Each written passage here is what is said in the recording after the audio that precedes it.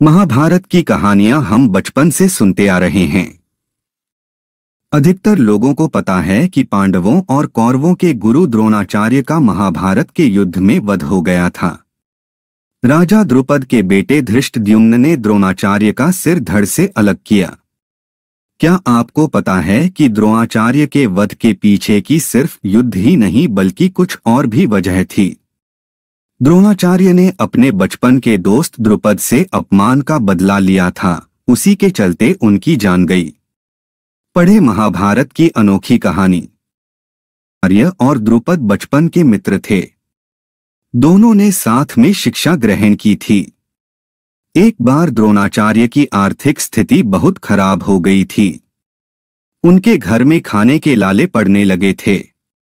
वे अपनी पत्नी और अपने बच्चे का भरण पोषण नहीं कर पा रहे थे।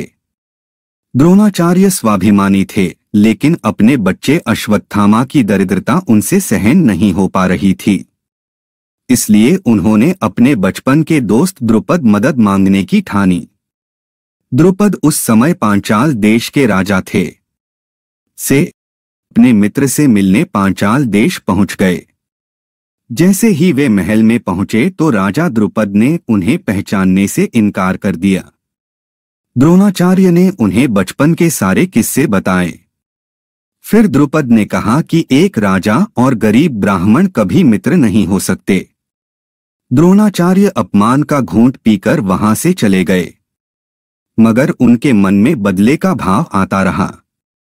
इसके बाद वे कुरुदेश आ गए और कौरवों पांडवों को शिक्षा देने लगे। होने के बाद अर्जुन ने द्रोणाचार्य को गुरुदक्षिणा देने के लिए कहा। द्रोणाचार्य ने गुरुदक्षिणा में पांचाल राज्य पर आक्रमण करके द्रुपद को बंदी बनाकर उनके सामने की मांग की। अर्जुन के नेतृत्व में पांडव और कौरवों ने पांचाल पर आक्रमण किया और द्रुपद की सेना को हराकर उन्हें बंदी बना लिया। फिर वे द्रुपद को द्रोणाचार्य के समक्ष लेकर आए। द्रोणाचार्य ने अपने अपमान का बदला ले लिया। हालांकि द्रोणाचार्य चाहते तो द्रुपद को हमेशा के लिए बंदी बना लेते या जंगल में छोड़ देते, मगर उन्होंने ऐसा नहीं किया। उन्होंने आधा राज्य अपने पास रख लिया और आधा राज्य द्रुपद को वापस दे दिया।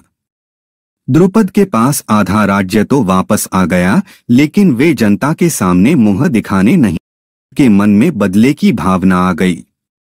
द्रोणाचार्य को कुरु राजवंश का समर्थन था, इसलिए वह उनका बाल भी नहीं बांका कर सकते थे। कहते हैं कि द्रोणाचार्य का काट ढूंढने के लिए उन्होंने एक महायज्ञ करवाया।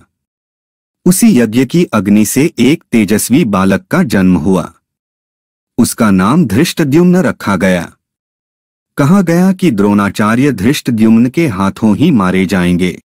महाभारत के युद्ध में द्रोणाचार्य कौरवों की तरफ से लड़े और द्रुपद ने पांडवों का साथ दिया। जब पांडवों ने छल से द्रोणाचार्य को निहत्था बना दिया तो धृष्टद्युम्न ने ही उनका सिर धड़ से अलग कर मृत्युलोक में पहुंचा दिया। इस तरह धृष्टद्युम्न ने अपने पिता के अपमान का बदला ले लिया।